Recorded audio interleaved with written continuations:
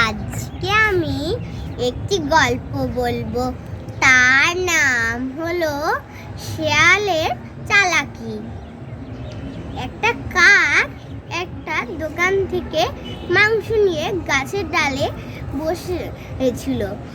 কাক মনে মনে ভাবছিল যে আমি তো আজকে একটা মাংস পেয়ে গেলাম খাওয়ার জন্য, এবার একা একাই মজা করে খাবো। সেই গাছটা দিয়ে একটা পাশে দিয়ে একটা শিয়াল যাচ্ছিল। শিয়ালটা কাককে দেখে বলল যে বাহ, আমি তো কাককে দেখেছি খুব ভালো গান গাইতে পারে এবং সে দেখতে খুবই সুন্দর। কাকেরা নাকি আমরা তো ভালোভাবে গানও গাইতে পারি না, কাকেরা কি সুন্দর মিষ্টি, খুব ভালোভাবে কত ভালোভাবে গান গায়।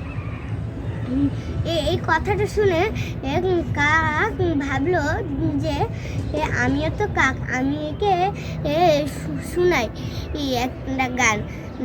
সে যেমনি তাকে একটা গান শোনাতে লাগলো কাকা করে, সেমনি তার মুখ থেকে মাংসের টুকরোটা পড়ে গেল।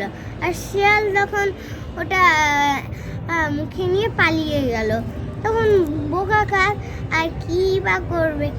তো আমরা এই গল্পটা থেকে এই শিক্ষাটা পেলাম, সহজে কাউকে বিশ্বাস করতে নেই।